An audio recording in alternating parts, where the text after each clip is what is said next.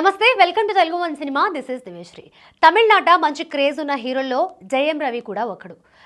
సినిమాకి విభిన్నమైన క్యారెక్టర్స్ని పోషిస్తూ అభిమానులతో పాటు ప్రేక్షకులని అలరిస్తూ వస్తున్నాడు. ఈ ఏడాది సంక్రాంతికి కాదలిక్క నిరమిళ్ళైతో ప్రేక్షకుల ముందుకు రాగా నిత్యా మీనన్ హీరోయిన్గా చేసింది. కొన్ని నెలల క్రితం జయం రవి తన భార్య ఆర్తి నుంచి విడాకులు తీసుకున్నట్టుగా ప్రకటించాడు. ఈ విషయంలో ఆర్తి ఏం మాట్లాడలేదు. విడాకుల కేసులో కోర్టు నుంచి తీర్పు రావాల్సి ఉంది. ప్రముఖ లేడీ సింగర్ కేనిషాతో జయం రవి రిలేషన్లో ఉండడం వలనే ఆర్తికి విడాకులు ఇచ్చాడనే కథనాలు వచ్చాయి. కానీ ఆ వార్తల్లో ఎలాంటి నిజం లేదని రవి చెప్పుకొచ్చాడు.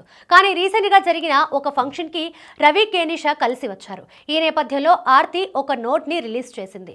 ఆమె తన నోట్లో నాకంటే నా కుమారుల ప్రశాంతతే ముఖ్యమని భావించి గత ఏడాదిగా నేను ఏం మాట్లాడకుండా ఎన్నో ఆరోపణలు భరించాను.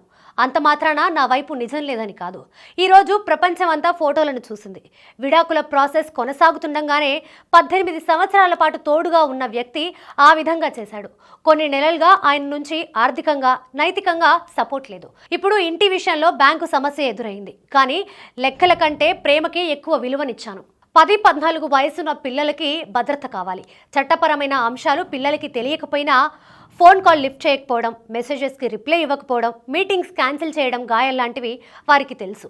నేను ఈరోజు ఒక భార్యగా అన్యాయానికి గురైన మహిళగా మాట్లాడడం లేదు. పిల్లల శ్రేయస్సు కోరుకునే తల్లిగా మాట్లాడుతున్నాను. ఇప్పుడు కూడా మాట్లాడకపోతే నా పిల్లలకి భవిష్యత్తు లేనట్టే. తండ్రి అంటే టైటిల్ మాత్రమే కాదు, అదొక బాధ్యత. విడాకుల కేసులో తుది తీర్పు వెలువడే వరకు నా ఇన్స్టాగ్రామ్ ఐడి పేరు ఆర్తి రవి అనే ఉంటుంది. నేను ఏడవడం లేదు, అవసరం లేదు. ఇప్పటికే నాని నిన్ను పిలుస్తున్న పిల్లల కోసం నిలబడాలని తన సోషల్ మీడియా పోస్ట్లో పేర్కొంది.